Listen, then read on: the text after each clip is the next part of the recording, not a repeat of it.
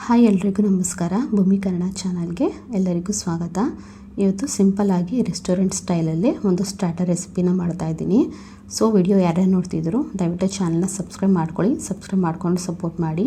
ಇದು ತುಂಬಾ ಚೆನ್ನಾಗಿರುತ್ತೆ. ನೋಡ್ತಾ ಇರ್ಬೋದು, ಹೊರಗಡೆ ಲೇಯರು ತುಂಬಾ ಕ್ರಿಸ್ಪಿಯಾಗಿ ಹಾಗೂ ಒಳಗಡೆ ಕಾಲಿಫ್ಲವರ್ ತುಂಬ ಜ್ಯೂಸಿಯಾಗಿರುತ್ತೆ. ಸೊ ನೀವು ರೆಸ್ಟೋರೆಂಟಲ್ಲಿ ಹೇಗೆ ತಿಂತೀರೋ ಅದೇ ಫೀಲ್ ಕೊಡುತ್ತೆ ತಿನ್ನಬೇಕಾದ್ರೆ.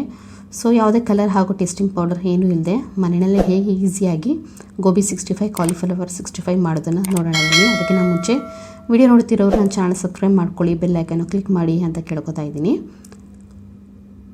ನಾನಿಲ್ಲಿ ಕಾಲಿಫ್ಲವರ್ನ ತೊಗೊಂಡಿದ್ದೀನಿ. ಒಂದು ಮೀಡಿಯಮ್ ಸೈಜ್ ಕಾಲಿಫ್ಲವರ್ನ ಬಿಸಿನೀರಿನಲ್ಲಿ ಚೆನ್ನಾಗಿ ವಾಶ್ ಮಾಡಿ ಅದಕ್ಕೆ ಸ್ವಲ್ಪ ಉಪ್ಪು ಮತ್ತು ಅರಿಶಿನ ಪುಡಿನ ಹಾಕಿ ನೀಟಾಗಿ ತೊಳೆದಿಟ್ಕೊಂಡಿದ್ದೀನಿ. ಸೊ ಒಂದು ಬೌಲ್ಗೆ ನೀಟಾಗಿ ವಾಶ್ ಮಾಡಿಟ್ಕೊಂಡಿರೋ ಕಾಲಿಫ್ಲವರ್ನ ಈ ರೀತಿ ಕಟ್ ಮಾಡಿ ಹಾಕ್ಕೊಳ್ತಾ ಇದ್ದೀನಿ. ಇದಕ್ಕೆ ಸ್ವಲ್ಪ ಮೀಡಿಯಮ್ ಸೈಜ್ ಪೀಸಸ್ ಎತ್ಕೊಂಡ್ರೆ ಈ ಗೋಬಿ 65 ತುಂಬಾ ಚೆನ್ನಾಗಿ ಬರುತ್ತೆ. ಇದಕ್ಕೆ ನಾನು ರುಚಿಗೆ ತಕ್ಕಷ್ಟು ಉಪ್ಪನ್ನು ಹಾಕ್ಕೊಳ್ತಾ ಇದ್ದೀನಿ. ಒಂದು ಚಿಟಿಕೆ ಅರಿಶಿನ ಪುಡಿನ ಹಾಕ್ಕೊಳ್ತಾ ಇದ್ದೀನಿ.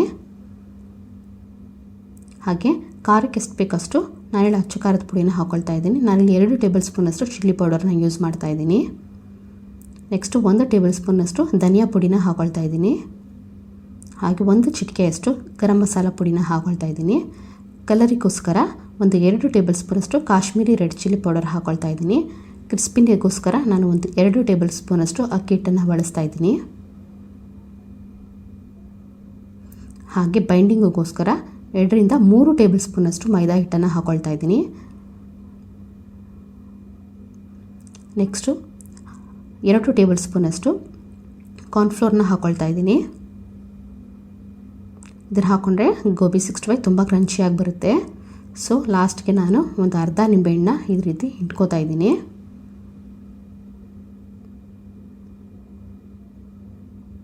ನೆಕ್ಸ್ಟು ಕುಟ್ಟಿರೋ ಶುಂಠಿ ಮತ್ತು ಬೆಳ್ಳುಳ್ಳಿ ಪೇಸ್ಟ್ನ ಹಾಕ್ಕೊಳ್ತಾ ಇದ್ದೀನಿ. ಎಲ್ಲವನ್ನು ಒಂದ್ಸಲ ಚೆನ್ನಾಗಿ ಮಿಕ್ಸ್ ಮಾಡ್ಕೋಬೇಕಾಗುತ್ತೆ. ಒಂದ್ಸಲ ಮಿಕ್ಸ್ ಮಾಡಾದ್ಮೇಲೆ ಇದಕ್ಕೆ ಸ್ವಲ್ಪನೇ ನೀರು ಹಾಕ್ಕೊಂಡು ಚೆನ್ನಾಗಿ ಈ ಥರ ಕಲಿಸ್ಕೊಳ್ಳಿ. ಇದಕ್ಕೆ ಬೇಕಾದರೆ ನೀವು 1 ಟೇಬಲ್ ಸ್ಪೂನಷ್ಟು ಕಡಲೆ ಹಿಟ್ಟನ್ನು ಹಾಕೋಬೋದು. ಟೇಸ್ಟ್ ಇನ್ನೂ ಚೆನ್ನಾಗಿ ಬರುತ್ತೆ. ನೋಡಿ, ಸ್ವಲ್ಪನೇ ನೀರು ಹಾಕಿ ಈ ರೀತಿ ಹದ ಬರೋವರೆಗೂ ಕಲಿಸ್ಕೋಬೇಕಾಗತ್ತೆ. ಒಂದೇ ಸಮ ನೀರು ಹಾಕಿ ಕಲಿಸ್ಕೊಳ್ಳೋಕೆ ಹೋಗಬೇಡಿ. ಈ ರೀತಿ ಸ್ವಲ್ಪನೇ ನೀರು ಹಾಕ್ಕೊಂಡು ಕಲಿಸ್ಕೊಳ್ತಾ ಹೋಗಿ. ಸೊ ಆಗ ಎಲ್ಲ ಕಡೆ ಕೋಟಿಂಗ್ ಚೆನ್ನಾಗಾಗುತ್ತೆ. ಕೋಟಿಂಗ್ ಸರಿಯಾಗಿಲ್ಲ ಅಂದರೆ ಗೋಬಿ 65 ಚೆನ್ನಾಗಿ ಬರೋಲ್ಲ.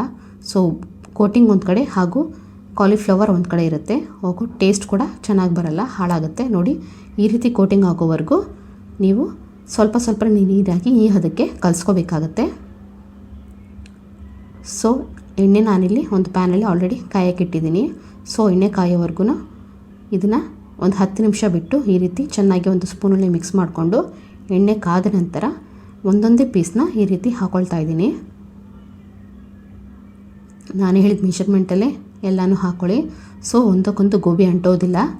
ಸೊ ಹಾಕಬೇಕಾದ್ರೂ ನೀವು ಸುಲಭವಾಗಿ ಹಾಕ್ಬೋದು, ಹಾಗೆ ಗೋಬಿನ ತೆಗಿಬೇಕಾದ್ರೂ ಈಸಿಯಾಗಿ ತೆಗಿಬೋದು.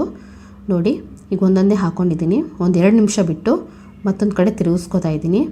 ಸೊ ಈ ನೊರೆ ಬರ್ತಿದೆಯಲ್ಲ, ಆ ನೊರೆ ಕಡಿಮೆ ಆಗಿ ಗೋಬಿ ಘಮ ಬರುತ್ತೆ. ಅಲ್ಲಿವರೆಗೂ ಗೋಬಿನ ಈ ರೀತಿ ಎಣ್ಣೆಯಲ್ಲಿ ಫ್ರೈ ಮಾಡ್ಕೋಬೇಕಾಗುತ್ತೆ. ಸೊ ಆಗ ಎಲ್ಲ ಕಡೆ ಕೋಟಿಂಗ್ ಆಗಿರುತ್ತೆ. ಗೋಬಿ ಕೂಡ ತುಂಬಾ ಕ್ರಿಸ್ಪಿಯಾಗಿ ಬೆಂದಿರುತ್ತೆ. ನೋಡಿ, ಇವಾಗ ಬಬಲ್ಸ್ ಎಲ್ಲ ಕಡಿಮೆ ಆಗಿದೆ. ಗೋಬಿ ಕೂಡ ತುಂಬಾ ಕ್ರಿಸ್ಪಿಯಾಗಿ ಫ್ರೈ ಆಗಿದೆ. ನೋಡಿ, ಈ ರೀತಿ ಫ್ರೈ ಆಗೋವರೆಗೂ ಗೋಬಿನ ನೀವು ಬೇಯಿಸ್ಕೋಬೇಕಾಗುತ್ತೆ. ಇದು ಸೆಕೆಂಡ್ ರೌಂಡ್ ಹಾಕ್ಕೊಂಡಿದ್ದೀನಿ, ನೀವು ನೋಡ್ತಿರ್ಬೋದು. ನೋಡಿ, ಹಾಕ್ಕೊಂಡಿರೋದು ಇವಾಗ ಈ ರೀತಿ ಕ್ರಿಸ್ಪಿಯಾಗಿ ಬೆಂದಿದೆ. ಸೊ ಇದನ್ನು ಮೀಡಿಯಮ್ ಫ್ಲೇಮಲ್ಲೇ ಇಟ್ಕೊಂಡು ನೀವು ಈ ರೀತಿ ಎಲ್ಲನೂ ಫ್ರೈ ಮಾಡ್ಕೋಬೇಕಾಗತ್ತೆ. ಯಾವುದೇ ಕಾರಣಕ್ಕೂ ಹೈ ಫ್ಲೇಮ್ ಮಾಡ್ಕೊಬೇಡಿ. ಸೊ ಆಗ ಲೇಯರ್ ಮೇಲ್ಗಡೆ ಮಾತ್ರ ಫ್ರೈ ಆಗುತ್ತೆ, ಒಳಗಡೆ ಕಾಲಿಫ್ಲವರ್ ಬೇಯೋದಿಲ್ಲ. ಸೊ ಮೀಡಿಯಮ್ ಫ್ಲೇಮಲ್ಲಿ ಇಟ್ಕೊಂಡು ನಿಧಾನಕ್ಕೆ ಇದನ್ನು ಬೇಯಿಸ್ಕೋಬೇಕಾಗತ್ತೆ.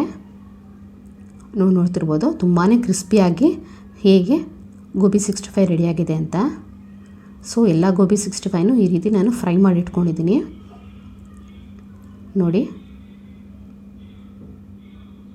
ತುಂಬ ಜ್ಯೂಸಿಯಾಗಿ ಕ್ರಿಸ್ಪಿಯಾಗಿ ಕ್ರಂಚಿಯಾಗಿರೋ ಕುರುಮ್ ಅಂತಿರೋ ಗೋಬಿ 65 ಈಗ ರೆಡಿಯಾಗಿದೆ. ಸೊ ಇದನ್ನು ಈರುಳ್ಳಿ ಜೊತೆ ಹಾಗೂ ಸ್ವಲ್ಪ ಕರಿಬೇವಿನ ಸೊಪ್ಪನ್ನ ಎಣ್ಣೆಯಲ್ಲಿ ಫ್ರೈ ಮಾಡಿಕೊಂಡು ಗಾರ್ನಿಷ್ ಮಾಡಿಕೊಂಡ್ರೆ ತಿನ್ನೋದಕ್ಕೆ ತುಂಬಾ ಚೆನ್ನಾಗಿರುತ್ತೆ. ವಿತ್ ಸಾಸ್ ಕೂಡ ತಿನ್ಬೋದು ಹಾಗೂ ವಿತೌಟ್ ಸಾಸ್ ಕೂಡ ಇದು ತಿನ್ನೋದಕ್ಕೆ ತುಂಬಾ ಚೆನ್ನಾಗಿರುತ್ತೆ. ಈವ್ನಿಂಗ್ ಸ್ನ್ಯಾಕ್ಸ್ ರೆಸಿಪಿ ಆಗಿರ್ಬೋದು ಅಥವಾ ಸೈಡ್ ಡಿಶ್ ರೆಸಿಪಿ ಹಾಗೂ ಈ ರೆಸಿಪಿನ ಖಂಡಿತ ಒಂದ್ಸಲ ಟ್ರೈ ಮಾಡಿ. ಹಾಗೆ ಹೇಗೆ ಬಂತು ಅಂತ ಕಮೆಂಟ್ ಮಾಡಿ ತಿಳಿಸಿ. ಸೊ ವಿಡಿಯೋ ನೋಡ್ತಿರೋ ಎಲ್ಲರಿಗೂ ಒಂದು ಸಬ್ಸ್ಕ್ರೈಬ್ ಮಾಡ್ಕೊಳ್ಳಿ, ಲೈಕ್ ಮಾಡಿ, ಶೇರ್ ಮಾಡಿ, ಹಾಗೆ ಕಮೆಂಟ್ ಮಾಡಿ. ವಿಡಿಯೋ ನೋಡಿದ್ದಕ್ಕಾಗಿ ಎಲ್ಲರಿಗೂ ಧನ್ಯವಾದಗಳು.